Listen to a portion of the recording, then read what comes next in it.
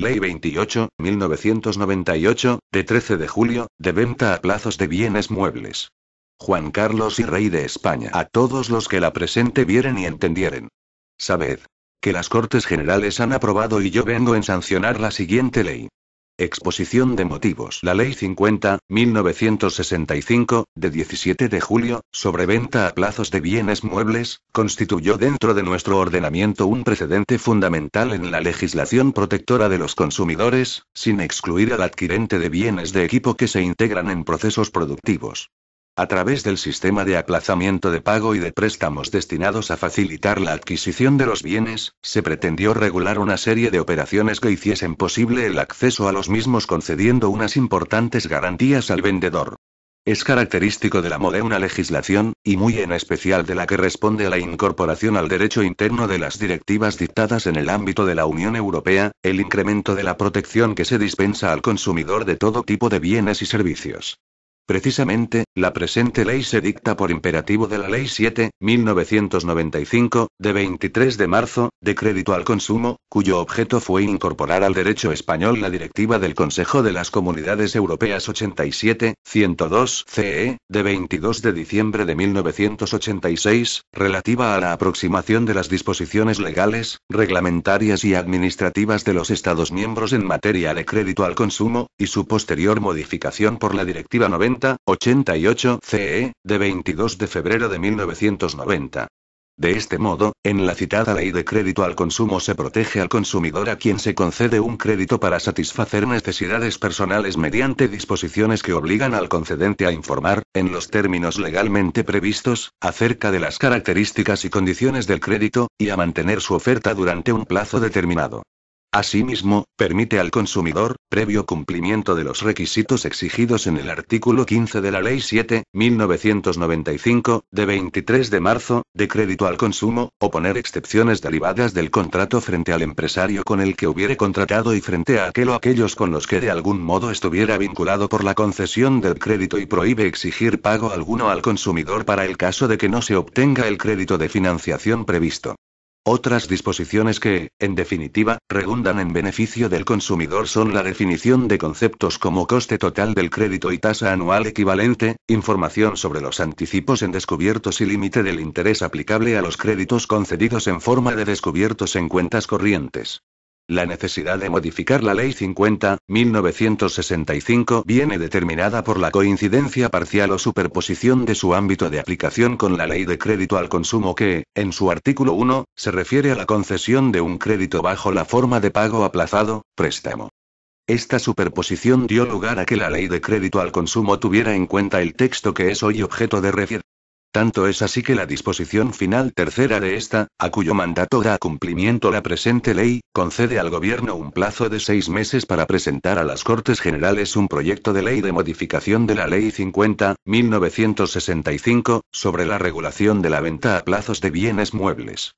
Tenía una especial relevancia el contenido de la disposición final segunda de la Ley de Crédito al Consumo que, en su párrafo primero, declaraba de aplicación preferente este texto y de aplicación supletoria la Ley 50, 1965 cuando coincidían sus ámbitos.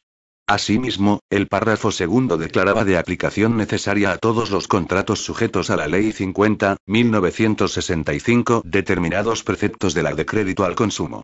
Dada esta situación, la presente ley parte del criterio básico de remitir a la Ley de Crédito al Consumo las medidas que tengan como finalidad fundamental el incremento del nivel de protección al consumidor y de centrar en la Ley de Venta a Plazos la regulación del contrato de compra-venta de bienes muebles. De este modo, se ha introducido en su articulado un nuevo precepto que hace referencia expresa a este sistema de aplicación preferente y supletoria de ambos cuerpos legales, se ha incorporado el contenido de los artículos de la Ley de Crédito al Consumo que son de aplicación necesaria y se ha derogado su compleja disposición final segunda. En la presente Ley de Venta a Plazos de Bienes Muebles se ha respetado, en gran medida, la estructura del texto y la redacción del articulado de la Ley 50, 1965, también objeto de derogación.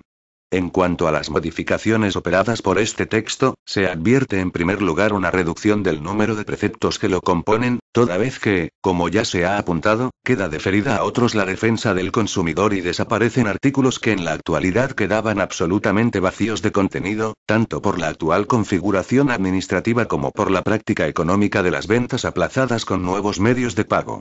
En segundo lugar, las modificaciones de mayor relevancia se centran en mantener el ámbito de aplicación de la ley anterior y precisar que solo los contratos que tengan por objeto bienes muebles identificables accederán al registro previsto en la ley y se beneficiarán de las garantías de su inscripción. En suprimir el desembolso inicial como condición necesaria para la perfección del contrato y en facilitar el procedimiento previsto para el cobro de los créditos nacidos de los contratos inscritos en el registro a través de mecanismos como fijar el tipo de la primera subasta en el precio de venta al contado si, a este efecto, las partes no han fijado otro en el contrato. En tercer lugar, hay numerosas remisiones a la Ley de Crédito al Consumo, tanto haciendo referencias expresas como trayendo a la ley el contenido de aquellas disposiciones encaminadas a proteger al consumidor y que se han declarado de aplicación necesaria a las ventas a plazos. Así, se introduce como mención obligatoria del contrato la expresión de la tasa anual equivalente y su modificación conforme a la Ley de Crédito al Consumo. El régimen de penalizaciones que prevé para la omisión o expresión inexacta de cláusulas obligatorias. El de publicidad relativa al precio de las cosas ofrecidas en venta a plazos y el de deducciones a favor del vendedor o prestamista que, ante el incumplimiento de las obligaciones del comprador, haya optado por resolver el contrato. Finalmente, y salvo precisiones de menor entidad, se mantiene lo dispuesto por la ley anterior en cuanto a la definición de los contratos de préstamo de financiación, a la facultad de desistimiento del comprador, al registro de reservas de dominio y prohibiciones de disponer, a la competencia judicial y facultad moderadora de jueces y tribunales y a la ineficacia de los pactos, cláusulas y condiciones que se dirijan a eludir su cumplimiento. Se prevé, asimismo, la inscripción del arrendamiento financiero, haciendo constar su especial y propia naturaleza jurídica, distinta de la compra-venta a plazos. La anotación preventiva de demanda y embargo y, por otro lado, la integración del registro regulado por el artículo 15, en el futuro registro de bienes muebles. Por último, dado que regula el régimen de perfeccionamiento, eficacia y ejecución de los contratos de ventas a plazos, la presente ley se dicta al amparo de lo establecido en los artículos 149, 1, 6, 8 y 11 de la Constitución, salvo aquellos aspectos que constituyan normas de publicidad e información a los consumidores. Capítulo I. Definiciones y ámbito de aplicación. Artículo 1. Ámbito de aplicación. 1. La presente ley tiene por objeto la regulación de los contratos de venta a plazos de bienes muebles corporales no consumibles e identificables, de los contratos de préstamo destinados a facilitar su adquisición y de las garantías que se constituyan para asegurar el cumplimiento de las obligaciones nacidas de los mismos. 2. A los efectos de esta ley, se considerarán bienes identificables todos aquellos en los que conste la marca y número de serie o fabricación de forma indeleble o inseparable en una o varias de sus partes fundamentales, o que tengan alguna característica distintiva que excluya razonablemente su confusión con otros bienes. Artículo 2. Aplicación supletoria de la ley. Los contratos sujetos a esta ley que también se encuentren incluidos en el ámbito de aplicación de la Ley de Contratos de Crédito al Consumo se regirán por los preceptos de esta última. La presente ley se aplicará con carácter supletorio a los contratos a que se refiere el párrafo anterior. Artículo 3. Definición del contrato de venta a plazos. A los efectos de esta ley, se entenderá por venta a plazos el contrato mediante el cual una de las partes entrega a la otra una cosa mueble corporal y ésta se obliga a pagar por ella un precio cierto de forma total o parcialmente aplazada en tiempo superior a 3 meses desde la perfección del mismo. También se entenderán comprendidos en esta ley los actos o contratos, cualquiera que sea su forma jurídica o la denominación que las partes les asignen, mediante las cuales las partes se propongan conseguir los mismos fines económicos que con la venta a plazos. Artículo 4. Contratos de préstamo de financiación para las ventas a plazos. 1. Los préstamos destinados a facilitar la adquisición, a los que se refiere el artículo 1, podrán ser de financiación a vendedor o de financiación a comprador. 2. Tendrán la consideración de contratos de préstamo de financiación a vendedor. A. Aquellos en virtud de los cuales éste cede o subroga a un financiador en su crédito frente al comprador nacido de un contrato de venta a plazos con o sin reserva de dominio. B. Aquellos mediante los cuales dicho vendedor y un financiador se conciertan para proporcionar la adquisición del bien al comprador contra el pago de su coste de adquisición en plazo superior a 3 meses. 3. Tendrán la consideración de contratos de préstamo de financiación a comprador, aquellos configurados por vendedor y comprador, determinantes de la venta sujeta a esta ley y en virtud de los cuales un tercero facilite al comprador, como máximo, el coste de adquisición del bien a que se refiere esta ley, reservándose las garantías que se convengan, quedando obligado el comprador a devolver el importe del préstamo en uno o varios plazos superiores a 3 meses. Artículo 5. Exclusiones. Quedan excluidos de la presente ley. 1. Las compraventas a plazos de bienes muebles que, con o sin ulterior transformación o manipulación, se destinen a la reventa al público y los préstamos cuya finalidad sea financiar tales operaciones. 2. Las ventas y préstamos ocasionales efectuados sin finalidad de lucro. 3. Los préstamos y ventas garantizados con hipoteca o prenda sin desplazamiento sobre los bienes objeto del contrato. 4. Aquellos contratos de venta a plazos o préstamos para su financiación cuya cuantía sea inferior a la que se determine reglamentariamente. 5. Los contratos de arrendamiento financiero. Capítulo y régimen aplicable. Artículo 6. Forma y eficacia. 1. Para la validez de los contratos sometidos a la presente ley será preciso que consten por escrito. Se formalizarán en tantos ejemplares como partes intervengan, entregándose a cada una de ellas su correspondiente ejemplar debidamente firmado. 2. La eficacia de los contratos de venta a plazos en los que se establezca expresamente que la operación incluye la obtención de un crédito de financiación quedará condicionada a la efectiva obtención de este crédito. 3. Será nulo el pacto incluido en el contrato por el que se obligue al comprador a un pago al contado o a otras fórmulas de pago para el caso de que no se obtenga el crédito de financiación previsto. Se tendrán por no puestas las cláusulas en las que el vendedor exija que el crédito para su financiación únicamente pueda ser otorgado por un determinado concedente. Artículo 7. Contenido del contrato. Los contratos sometidos a la presente ley, además de los pactos y cláusulas que las partes libremente estipulen, contendrán con carácter obligatorio las circunstancias siguientes. 1. Lugar y fecha del contrato. 2. El nombre, apellidos, razón social y domicilio de las partes y, en los contratos de financiación, el nombre o razón social del financiador y su domicilio. Se hará constar también el número o código de identificación fiscal de los intervinientes. 3. La descripción del objeto vendido, con las características necesarias para facilitar su identificación. 4. El precio de venta al contado, el importe del desembolso inicial cuando exista, la parte que se aplaza y, en su caso, la parte financiada por un tercero. En los contratos de financiación constará el capital del préstamo. 5. Cuando se trate de operaciones con interés, fijo o variable, una relación del importe, el número y la periodicidad o las fechas de los pagos que debe realizar el comprador para el reembolso de los plazos o del crédito y el pago de los intereses y los demás gastos, así como el importe total de estos pagos cuando sea posible. 6. El tipo de interés nominal. En el supuesto de operaciones concertadas a interés variable se establecerá la fórmula para la determinación de aquel. 7. La indicación de la tasa anual equivalente definida en el artículo 32 de la Ley de Contratos de Crédito al Consumo. 8. La relación de elementos que componen el coste total del crédito, con excepción de los relativos al incumplimiento de las obligaciones contractuales, especificando cuáles se integran en el cálculo de la tasa anual equivalente. 9. Cuando se pacte, la cesión que de sus derechos frente al comprador realice el vendedor, subrogando a un tercero, y el nombre o razón social y domicilio de éste. O la reserva de la facultad de ceder a favor de persona aún no determinada, cuando así se pacte. 10. La cláusula de reserva de dominio, si así se pactara, así como el derecho de cesión de la misma o cualquier otra garantía de las previstas y reguladas en el ordenamiento jurídico. 11. La prohibición de enajenar o de realizar cualquier otro acto de disposición en tanto no se haya pagado la totalidad del precio o reembolsado el préstamo, sin la autorización por escrito del vendedor o, en su caso, del financiador. 12. El lugar establecido por las partes a efectos de notificaciones, requerimientos y emplazamientos. Si no se consignara, las notificaciones, requerimientos y emplazamientos se efectuarán en el domicilio propio de cada obligado.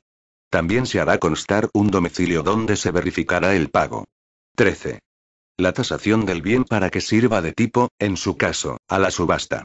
También podrá fijarse una tabla o índice referencial que permita calcular el valor del bien a los efectos de lo señalado en el artículo 16. 14. La facultad de desistimiento establecida en el artículo 9. Artículo 8. Penalización por omisión o expresión inexacta de cláusulas obligatorias. 1. La omisión de alguna de las circunstancias imperativas señaladas en los números 4 y 5 del artículo anterior, que no fuere imputable a la voluntad del comprador o prestatario, reducirá la obligación de estos a pagar exclusivamente el importe del precio al contado o el nominal del crédito, con derecho a satisfacerlo en los plazos convenidos, exento de todo recargo por cualquier concepto.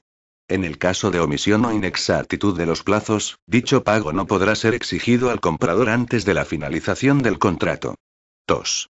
La omisión de las circunstancias señaladas en los números 6 y 7 del artículo anterior reducirá la obligación del comprador a abonar el interés legal en los plazos convenidos. 3. La omisión de la relación a que se refiere el número 8 del artículo anterior determinará que no será exigible al comprador el abono de los gastos no citados en el contrato, ni la constitución o renovación de garantía alguna. 4. En el caso de que los contenidos a que se refieren los dos apartados anteriores sean inexactos, se modularán, en función del perjuicio que debido a tal inexactitud sufra el comprador, las consecuencias previstas para su omisión. 5. La omisión o expresión inexacta de las demás circunstancias del artículo anterior podrá reducir la obligación del comprador a pagar exclusivamente el importe del precio al contado o, en su caso, del nominal del préstamo. Esta reducción deberá ser acordada por el juez si el comprador justifica que ha sido perjudicado. Artículo 9. Facultad de desistimiento. 1. El consumidor podrá desistir del contrato dentro de los 7 días hábiles siguientes a la entrega del bien, comunicándolo mediante carta certificada u otro medio fehaciente al vendedor y, en su caso, al financiador, siempre que se cumplan todos los requisitos siguientes. A. No haber usado del bien vendido más que a efectos de simple examen o prueba. B. Devolverlo, dentro del plazo señalado anteriormente, en el lugar, forma y estado en que lo recibió y libre de todo gasto para el vendedor. El deterioro de los embalajes, cuando fuese necesario para acceder al bien, no impedirá su devolución. C. Proceder, cuando así se haya pactado, a indemnizar al vendedor en la forma establecida contractualmente, por la eventual depreciación comercial del bien. Dicha indemnización no podrá ser superior a la quinta parte del precio de venta al contado. A este fin habrá de aplicarse el desembolso inicial si existiera. D. Reintegrar el préstamo concedido en virtud de alguno de los contratos regulados en el artículo 4.3, en los términos acordados en los mismos para el caso de desistimiento. 2. Este derecho será irrenunciable, sin que la no constancia de tal cláusula en el contrato prive al comprador de la facultad de desistimiento. Si como consecuencia del ejercicio de este derecho se resolviera el contrato de venta a plazos, también se dará por resuelto el contrato de financiación al vendedor y, en tal caso, el financiador solo podrá reclamar el pago a este. 3. Una vez transcurrido el plazo para el ejercicio de la facultad de desistimiento, surtirán los efectos derivados del contrato. No obstante, en cualquier momento de vigencia del contrato, el comprador podrá pagar anticipadamente, de forma total o parcial, el precio pendiente de pago o reembolsar anticipadamente el préstamo obtenido, sin que en ningún caso puedan exigírsele intereses no devengados. En tal supuesto, el comprador solo podrá quedar obligado a abonar, por razón del pago anticipado o reembolso, la compensación que para tal supuesto se hubiera pactado y que no podrá exceder del 1,5% del precio aplazado o del capital reembolsado anticipadamente en los contratos con tipo de interés variable y del 3% en los contratos con tipo de interés fijo. Salvo pacto, los pagos parciales anticipados no podrán ser inferiores al 20% del precio. 4. En caso de adquisición de vehículos de motor susceptibles de matriculación, podrá excluirse mediante pacto el derecho de desistimiento, o modalizarse su ejercicio de forma distinta a lo previsto en esta ley. Artículo 10. Incumplimiento del comprador. 1. Si el comprador demora el pago de 2 plazos o del último de ellos, el vendedor, sin perjuicio de lo que dispone el artículo siguiente, podrá optar entre exigir el pago de todos los plazos pendientes de abono o la resolución del contrato. Cuando el vendedor optare por la resolución del contrato, las partes deberán restituirse recíprocamente las prestaciones realizadas. El vendedor o prestamista tendrá derecho a. Al 10% de los plazos vencidos en concepto de indemnización por la tenencia de las cosas por el comprador. B. A una cantidad igual al desembolso inicial, si existiera, por la depreciación comercial del objeto. Cuando no exista el desembolso inicial, o este sea superior a la quinta parte del precio de venta al contado, la deducción se reducirá a esta última. Por el deterioro de la cosa vendida, si lo hubiere, podrá exigir el vendedor, además, la indemnización que en derecho proceda. 2. La falta de pago de 2 plazos o del último de ellos dará derecho al tercero que hubiere financiado la adquisición en los términos del artículo 4 para exigir el abono de la totalidad de los plazos que estuvieren pendientes, sin perjuicio de los derechos que le correspondan como cesionario del vendedor y de lo dispuesto en el artículo siguiente. Artículo 11. Facultad moderadora de jueces y tribunales. Los jueces y tribunales, con carácter excepcional y por justas causas apreciadas discrecionalmente, tales como desgracias familiares, paro, accidentes de trabajo, larga enfermedad u otros infortunios, podrán señalar nuevos plazos o alterar los convenidos, determinando, en su caso, el recargo en el precio por los nuevos aplazamientos de pago. Igualmente, tendrán facultades moderadoras de las cláusulas penales pactadas para el caso de pago anticipado o incumplimiento por parte del comprador. Artículo 12. Competencia judicial. Derogado. Artículo 13. Publicidad.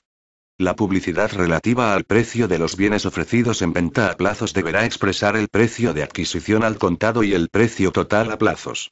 En caso de que se hubiera estipulado un tipo de interés variable, se fijará el precio estimado total según el tipo vigente en el momento de la celebración del contrato, haciendo constar expresamente que se ha calculado así. En la publicidad y en los anuncios y ofertas exhibidos en locales comerciales, en los que se ofrezca un crédito o la intermediación para la celebración de un contrato sujeto a esta ley deberá, en todo caso, indicarse el tipo de interés, así como la tasa anual equivalente, mediante un ejemplo representativo. Artículo 14. Cláusulas ineficaces. Se tendrán por no puestos los pactos, cláusulas y condiciones de los contratos regulados en la presente ley que fuesen contrarios a sus preceptos o se dirijan a eludir su cumplimiento. Capítulo y otras disposiciones. Artículo 15. Registro de venta a plazos de bienes muebles. 1.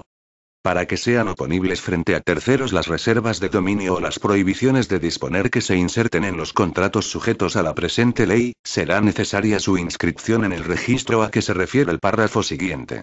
La inscripción se practicará sin necesidad de que conste en los contratos nota administrativa sobre su situación fiscal.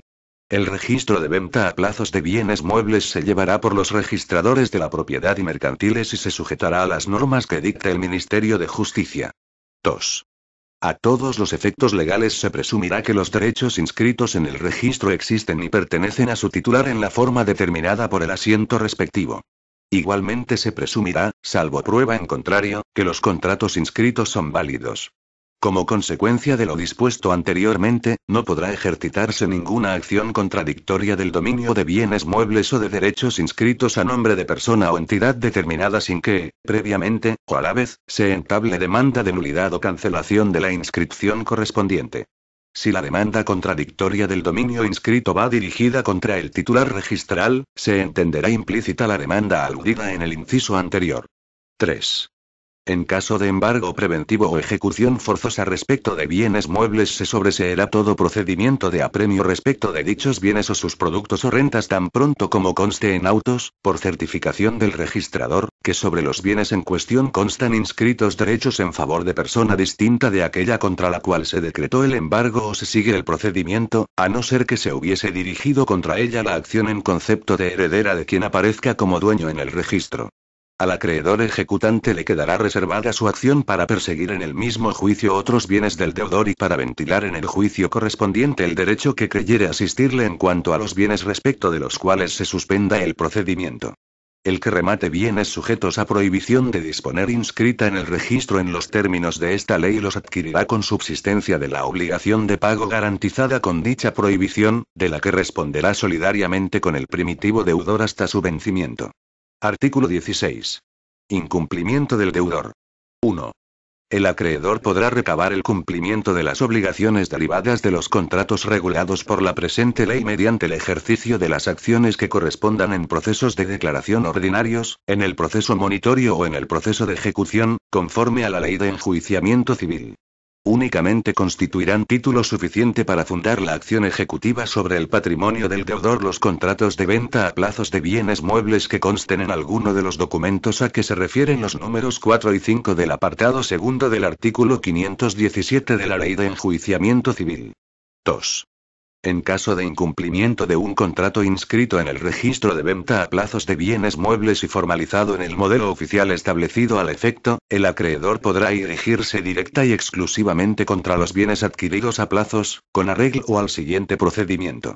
A. El acreedor, a través de fedatario público competente para actuar en el lugar donde se hallen los bienes, donde haya de realizarse el pago o en el lugar donde se encuentre el domicilio del deudor, requerirá de pago a éste, expresando la cantidad total reclamada y la causa del vencimiento de la obligación. Asimismo, se apercibirá al deudor de que, en el supuesto de no atender al pago de la obligación, se procederá contra los bienes adquiridos a plazos en la forma establecida en el presente artículo. Salvo pacto en contrario, la suma líquida exigible en caso de ejecución será la especificada en la certificación expedida por el acreedor, siempre que se acredite, por fedatario público, haberse practicado aquella liquidación en la forma pactada por las partes en el contrato y que el saldo coincide con el que aparece en la cuenta abierta al deudor. B. El deudor, dentro de los 3 días hábiles siguientes a aquel en que sea requerido, deberá pagar la cantidad exigida o entregar la posesión de los bienes al acreedor o a la persona que éste hubiera designado en el requerimiento.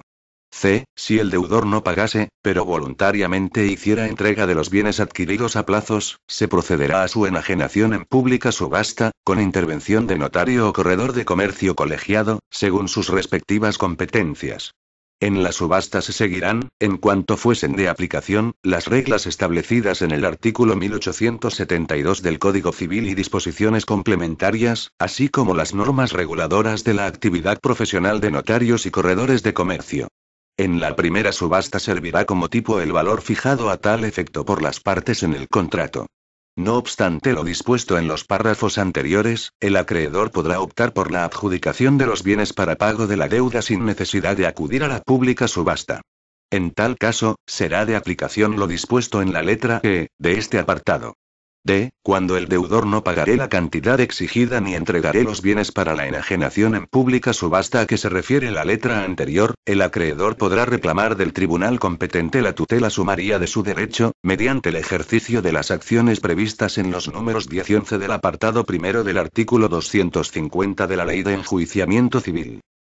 La adquisición por el acreedor de los bienes entregados por el deudor no impedirá la reclamación entre las partes de las cantidades que correspondan, si el valor del bien en el momento de su entrega por el deudor, conforme a las tablas o índices referenciales de depreciación establecidos en el contrato, fuese inferior o superior a la deuda reclamada.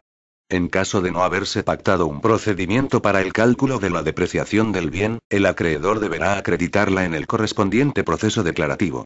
F. La adquisición de los bienes subastados no impedirá la reclamación de las cantidades que correspondan, si el valor del bien obtenido en la subasta fuese inferior o superior a la deuda reclamada. 3. Cuando el bien vendido con pacto de reserva de dominio o prohibición de disponer, inscrito en el registro de venta a plazos de bienes muebles, se hallaré en poder de persona distinta al comprador, se requerirá a ésta, a través de fedatario público, para que, en un plazo de 3 días hábiles, pague el importe reclamado o desampare el bien. Si pagaré, se subrogará en el lugar del acreedor satisfecho contra el comprador. Si desamparase el bien, se entenderán con él todas las diligencias del trámite ejecutorio, se siga este ante fedatario público o en vía judicial, entregándosele el remanente que pudiera resultar después de pagado el actor. Si el poseedor del bien se opone al pago o al desamparo, se procederá conforme a lo dispuesto en la letra E, y siguientes del apartado anterior. 4. Los requerimientos y notificaciones previstos en los apartados anteriores se efectuarán en el domicilio que a este efecto haya designado el comprador en el contrato inicial. Dicho domicilio podrá ser modificado ulteriormente, siempre que de ello se dé conocimiento al vendedor o acreedor y se haga constar en el registro de venta a plazos de bienes muebles. 5. El acreedor, para el cobro de los créditos nacidos de los contratos otorgados en escritura pública o en póliza intervenida por corredor de comercio colegiado, así como de aquellos contratos formalizados en el modelo oficial establecido al efecto e inscritos en el registro de venta a plazos de bienes muebles, gozará de la preferencia y prelación establecidos en los artículos 1, 922, 2. y 1, 926, 1. A del Código Civil. Cuando los contratos reúnan estos mismos requisitos formales, y se hubiera inscrito la reserva de dominio pactada, en los supuestos de quiebra o concurso de acreedores no se incluirán en la masa los bienes comprados a plazos mientras no esté satisfecho el crédito garantizado, sin perjuicio de llevar a aquella el sobrante del precio obtenido en la subasta. En los supuestos de suspensión de pagos el acreedor tendrá la condición de singularmente privilegiado, con derecho de abstención según los artículos 15 y 22 de la Ley de Suspensión de Pagos. Disposición adicional primera. Arrendamiento financiero. 1. Los contratos de arrendamiento financiero, regulados en la disposición adicional séptima de la Ley 26.1988, de 29 de julio, sobre disciplina e intervención de las entidades de crédito, que se refieran a bienes muebles que reúnan las características señaladas en el artículo 1, podrán ser inscritos en el registro establecido en el artículo 15 a tal ley. 2. El arrendador financiero podrá recabar el cumplimiento de las obligaciones derivadas de los contratos regulados por la presente ley mediante el ejercicio de las acciones que correspondan en procesos de declaración ordinarios, en el proceso monitorio o en el proceso de ejecución, conforme a la ley de enjuiciamiento civil.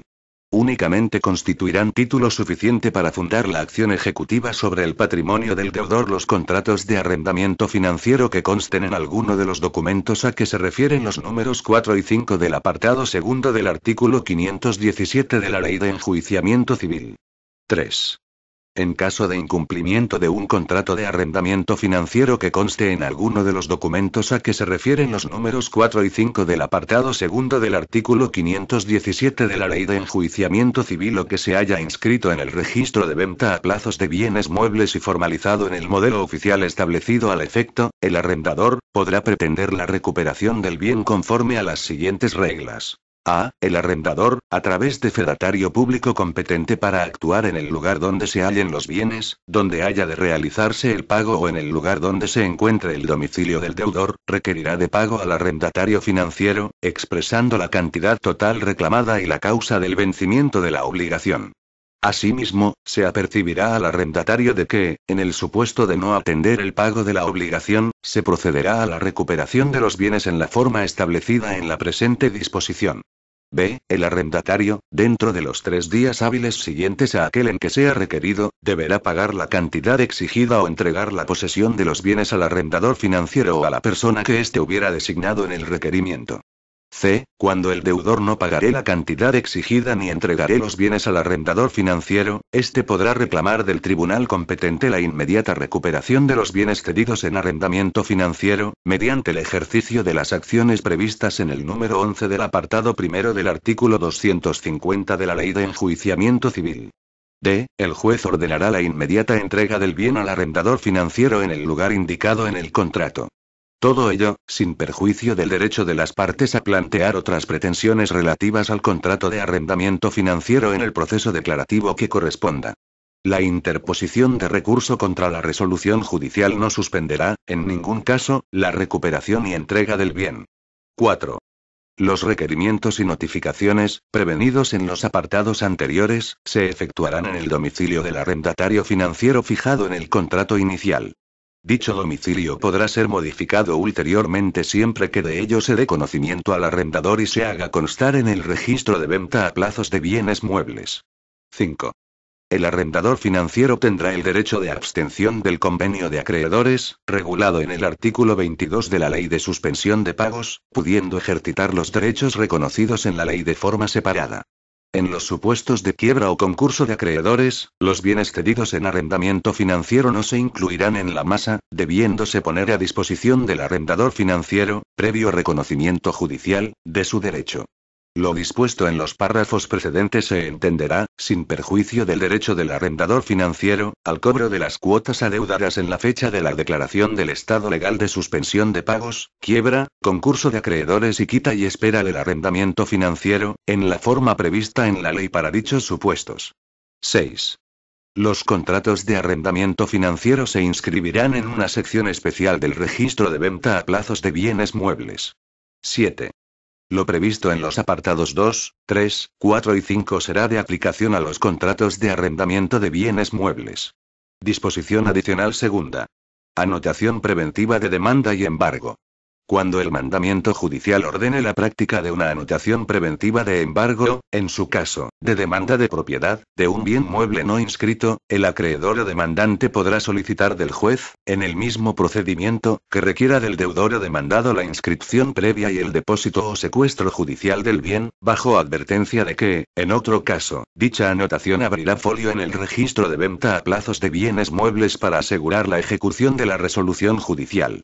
Dicha anotación tendrá una vigencia de 4 años y, una vez transcurrido dicho plazo, se cancelará de oficio a instancia de cualquier interesado, si no consta en el registro su prórroga. Las mismas reglas se aplicarán a los procedimientos administrativos de apremio, conforme a su propia naturaleza. Disposición adicional tercera. Registro de bienes muebles. El registro de venta a plazos de bienes muebles se integrará en el futuro registro de bienes muebles, a cargo de los registradores de la propiedad y mercantiles, conforme disponga su reglamento. Disposición adicional cuarta. Sección de obras y grabaciones audiovisuales. Se crea una sección adicional en el registro de bienes muebles destinada a la inscripción, con eficacia frente a terceros, de las obras y grabaciones audiovisuales, sus derechos de explotación y, en su caso, de las anotaciones de demanda, embargos, cargas, limitaciones de disponer, hipotecas, y otros derechos reales impuestos sobre las mismas, en la forma que se determine reglamentariamente. Disposición transitoria única.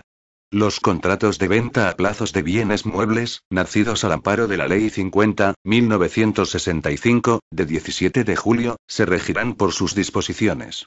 No obstante, los contratos inscritos en el registro, que hayan nacido bajo el mandato de la Ley 50.1965, se regirán por la presente ley en todo cuanto no se oponga a lo dispuesto en aquella.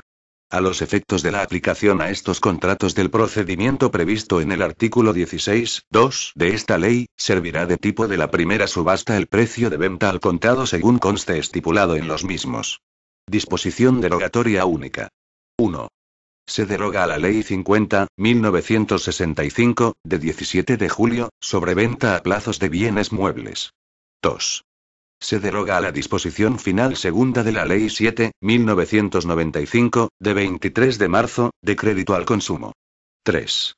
Se deroga el decreto 1193/1966, de 12 de mayo, por el que se dictan disposiciones complementarias de la Ley 50.1965, sobre venta a plazos de bienes muebles. 4. Queda en vigor la orden de 15 de noviembre de 1982, por la que se aprobó la ordenanza para el registro de venta a plazos de bienes muebles, en todo aquello que no se oponga a la presente ley. 5. Quedan sin efecto cuantas normas de igual o inferior rango se opongan a lo establecido en esta ley. Disposición final primera. Habilitación al Gobierno. El Gobierno, a propuesta conjunta de los ministros de Justicia y de Economía y Hacienda, dictará las disposiciones necesarias para el desarrollo y aplicación de esta ley. Disposición final segunda. Habilitación al ministro de Justicia. El ministro de Justicia dictará las disposiciones relativas a la organización y funcionamiento del registro de venta a plazos de bienes muebles. Disposición final tercera. Entrada en vigor. La presente ley entrará en vigor a los 60 días de su publicación en el Boletín Oficial del Estado. Por tanto, mando a todos los españoles, particulares y autoridades, que guarden y hagan guardar esta ley. Madrid, 13 de julio de 1998. Juan Carlos R. El presidente del Gobierno, Z. José María Aznar López.